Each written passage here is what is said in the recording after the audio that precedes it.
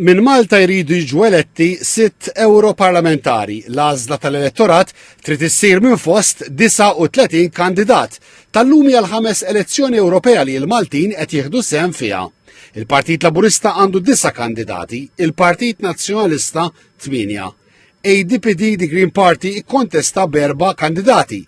Il-partiti ABBA u Imperium Ewropa għandhom 2 kandidati kull wieħed, waqt li Volt Malta għandu kandidat wieħed.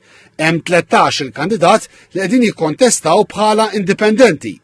Il-votanti irreġistrati għal din l-elezzjoni kienu ftit aktar minn 370,000 li iżda naqsu għal 332,967 li huma eligibbli jivvutaw illum, wara li 37,217 jew 10% tal-votanti irreġistrati ma ġabrux id-dokument tal-vot.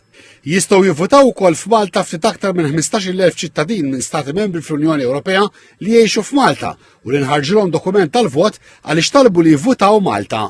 L-għażla tagħhom tkun minn fost il-kandidati Maltin. Meqjusa fost l-akbar eżerċizzi demokratiċi fid-dinja, l-elezzjonijiet tal-Parlament Ewropew qegħdin isiru fis-27 stat membru tal-Unjoni Ewropea, f'dati differenti bejn il-ħamis u l-ħadd.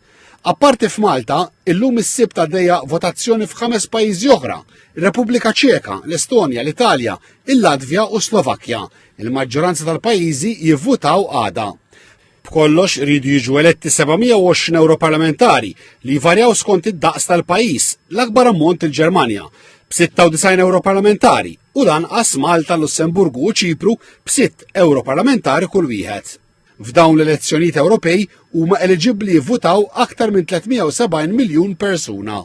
Kull pajjiż għandu s-sistema tiegħu għall-att tal-voti, b'riżultati uffiċjali iżda jridu jinżammu mistura sa tard il-ħadd fil-għaxija meta l-votazzjoni fil-pajjiżi kollha tkun għalqet. L-aħħar postijiet tal-votazzjoni għadha jgħalqu fil-11 ta' filgħaxija fl-Italja. F'Malta l-Kummissjoni Elettorali qed tisma' li sa dak il-ħin tkun ikkonkludiet il-proċess kollu tal-att u tkun f'pożizzjoni tħabbar ir-riżultat uffiċjali ta' Malta.